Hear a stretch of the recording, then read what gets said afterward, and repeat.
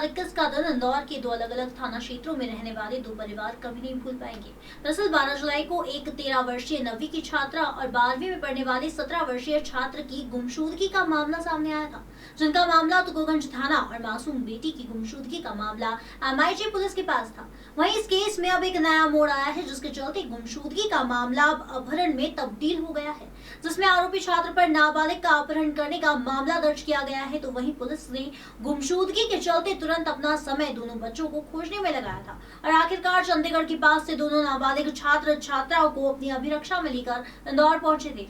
दरअसल सत्यसाई स्कूल में पढ़ने वाली 13 साल की मासूम ने जब परिजनों को अपनी गुम होने की कहानी बताई तो सबके होश उड़ गए, क्योंकि गुम हुई बेटी ने परिजनों को बताया कि उसका अपहरण किया गया था, न कि वो अपनी मर्जी से नाबालिग छात्र के साथ गई थी। इधर MIJ पुलिस ने नाबालिग छात्र पर अपहरण की धाराओं के तहत मामला दर्ज किया है।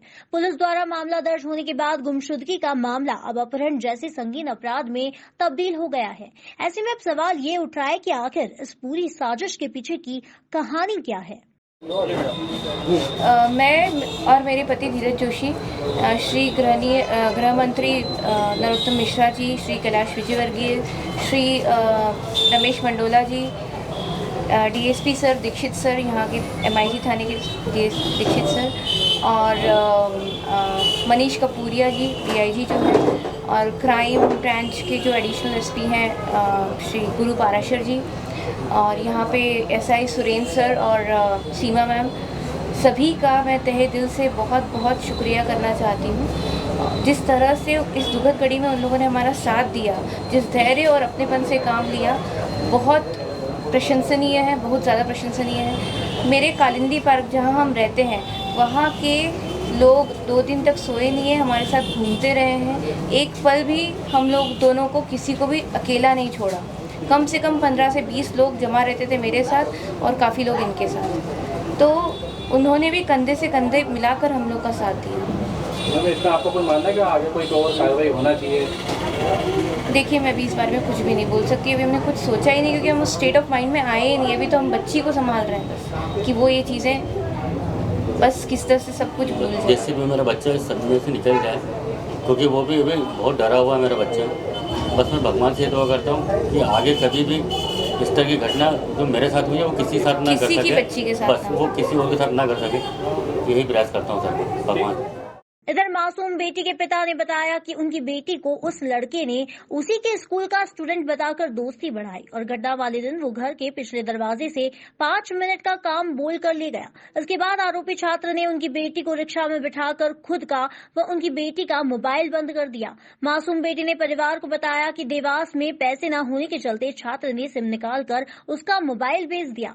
मासूम के पिता के अनुसार इसके बाद छात्र उनकी बेटी को उज्जैन ले गया, जहाँ से वो जयपुर पहुंचे। वहां छात्र ने अपने लैपटॉप बेचा। इसके बाद दिल्ली पहुंचकर उनकी बेटी को छात्र ने धमकाते हुए कहा कि अपने परिजनों को फोन लगाकर बोलो कि अपनी मर्जी के साथ मैं उसके साथ आई हूं। इधर बीच में पुलिस की इन्वेस्टिगेशन जारी थी और पुलिस लोकेशन ट्रेस कर बेटी के परिजनों के साथ दोनों का पीछा कर रही थी। आखिरकार जब वो चंडीगढ़ के करीब थे, तब पुलिस उनके पास पहुंची और बेटी को उनके परिजनों को सौंप दिया। बेटी के पिता की माने तो छात्र का चरित्र ठीक नहीं है और संभवतः उसके माता पिता या कोई अन्य इस योजना में शामिल होगा। हालांकि अब मासूम के परिजन इस बात का शुक्र मना रहे हैं कि उनकी बेटी सही सलामत उनके पास पहुंच गई है। तो इसने क्या करा सर कि मेरी बिटिया को बोला कि चलो गोपाल 2 मिनट के लिए चलते हैं और कुछ अर्जेंट काम है, उसको मुझे 5 मिनट तुम्हारे चाहिए। तो उसने बोला ठीक है 5 मिनट चल सकते हैं। तो जब 5 मिनट के लिए जब वो गई, 5 मिनट के लिए गई, वो बोले 2 मिनट तुम ऑटो में बैठ जाओ, मैं तो तुमसे 2 मिनट लूँगा और उसके बाद अपन वापस निकल जाएंगे। तो मेरी बिटिया ने बोला कि ठीक है। और वो तो 13 साल की बच्ची है सर, उसको इतना दिमाग भी नहीं था। 13 साल की बिटिया थी तो वो उसके साथ 2 मिनट के लिए चली गई।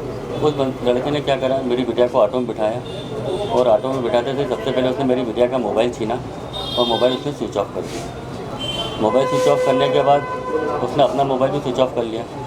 तो जैसा कि फिर मुझे बाद में जानकारी मिली बिटिया से कि उसने सबसे पहले मेरी बिटिया को जो ऑटो मिला था, ऑटो वाले के भी बयान होंगे यहाँ पे, मेरी बिटिया को ज़बरदस्ती वो लिंक रोड लेके गया। लिंक रोड ले जाने के बाद मेरी बिटिया ने वहाँ पे भी उसको ये बोला कि रुद्राक्ष देखो मेरे मम्मी पापा बहुत परेशान होंगे, मैं तुम्हारे साथ नहीं जा सकती, तुम एक बार अपने मम्मी पापा से बात करो और उनको बताओ कि तुम क्या कर रहे हो। तो वो बोलती है कि मेरे पापा ने मुझे कुछ डांटा भी है, तो मुझे सिर्फ 2 मिनट चाहिए थे। 2 मिनट करके सर वो मेरी बिटिया को देवास ले गए। देवास ले जाने के बाद एक शॉप पे गया और इसके पास पैसे नहीं थे, तो इसने सबसे पहले मेरी बिटिया का मोबाइल भी देवास में बेचा। देवास में मोबाइल बेचने के बाद मेरी बिटिया के पास ऐसी कोई चीज़ नहीं थी जिससे वो मुझे कांटेक्ट कर सके। सिम तो निकाल ही चुका था, सिम तोड़ चुका था मेरी बिटिया की सर वो। सिम की बिटिया तोड़ने के बाद उसने मेरी बिटिया का मोबाइल भी बेच दिया कि जिससे मेरी बिटिया मेरी कहीं से कांटेक्ट भी ना कर सके। इसके बाद वो सर यहाँ से उसको उज्जैन ले गए। उज्जैन ले जाने के बाद उसने उसको जयपुर की बस में बिठा के जयपुर ले गया। उस दरमियान हम लोग तो यहाँ सर्च कर ही रहते थे रात दिन, जैसा आपको सर भी पुलिस वाले भी हमारे साथ थे, जिनका काफ़ी सपोर्ट रहा हमें सर का, और यहाँ पे LIG थाने के सभी लोगों ने काफ़ी सपोर्ट किया। हम लोग जहाँ जाते थे हमारे साथ जाते थे वो।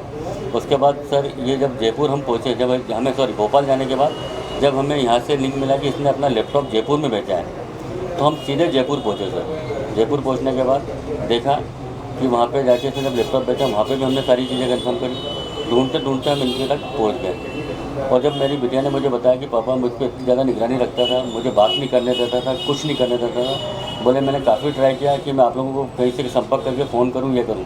वैसे भी सर क्या 9th क्लास का बच्चा है मेरा, छोटा था वो बच्ची मेरी, तो वो इससे ज़्यादा दिमाग क्या लगाती। सर ने तो काउंसलिंग भी की है। सर ने बताया कि ठीक है लड़की काफ़ी सीधी है, वो सबसे बड़ी चीज़ रही सर। उस दरमियान में उस लड़के ने वो चीज़ें की। आगे बढ़ने के बाद जब मेरी बिटिया, जब इनके पास पैसे ख़त्म हो गए, इस समय मैं जयपुर में था, तो वहाँ से इसने सबसे पहले रिकॉर्डिंग करवा के मेरी बेटी को ये बोले आप मेरे मम्मी पापा को रिकॉर्ड करके ये बोलो कि मैं अपनी मर्ज़ी से आपके साथ आई हूँ। ये चीज़ इसने और 2 नमक से मेरी बिटिया से करवाया कि आप बोलो कि मैं अपनी मर्ज़ी से यहाँ आई हूँ।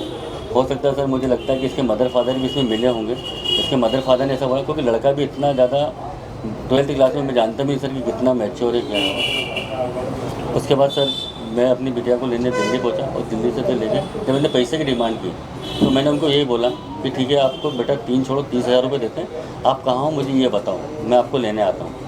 तो मेरी बिटिया रोती हुई बोले पापा हम लोग यहाँ पर हैं ऐसा है। फिर सर हम लोग जयपुर से दिल्ली निकले। दिल्ली ट्रैक पे करते हुए फिर आपको सर ने बताया होगा, फिर वहाँ हमें ये लोग मिले।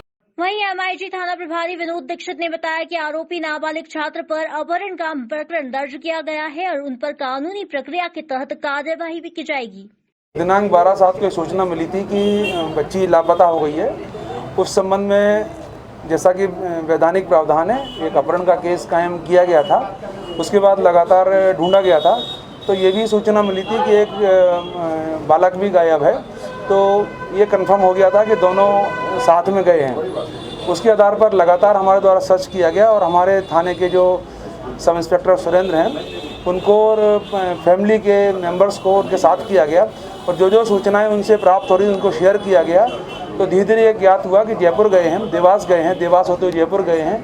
वहाँ पर हम लोग हमारी जो टीम थी सुरेंद्र की, सब इंस्पेक्टर सुरेंद्र की, उन्होंने आगे बढ़ते गए। जो सूचनाएं मिलती गई ये लोग आगे बढ़ते गए और लास्ट में जाके राइन जो चेक पोस्ट है चंडीगढ़ के पास में, वहाँ पर मिली कि उधर से कहीं जाने वाले हैं। तो वहाँ पे इन्होंने उनको फिर दोनों को साथ ले लिया था, मिल गए थे दोनों वहाँ पर, दोनों सुरक्षित है। इसमें अपराध पंजीबद्ध किया जाकर विवेचना में लिया गया है और चूँकि वो बच्ची लड़के के पोजीशन से मिली है तो उसने स्टेटमेंट भी दिए हैं। तो उसने ये बताया गया है कि मुझे लड़का जो है बहका कर ले गया था, उसके आधार पर प्रकरण पंजीबद्ध किया गया है और अब जो है चालान प्रस्तुत किया जाएगा।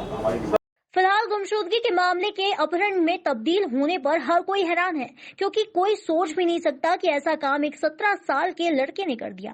अब इस मामले में कानून अपना काम करेगा, लेकिन इस मामले के सामने आने के बाद सभी को होशियार हो जाना चाहिए, क्योंकि डिजिटल युग में कौन आपके अपनों को बहला फुसला कर ले जाए, इस बात का कोई भरोसा नहीं है।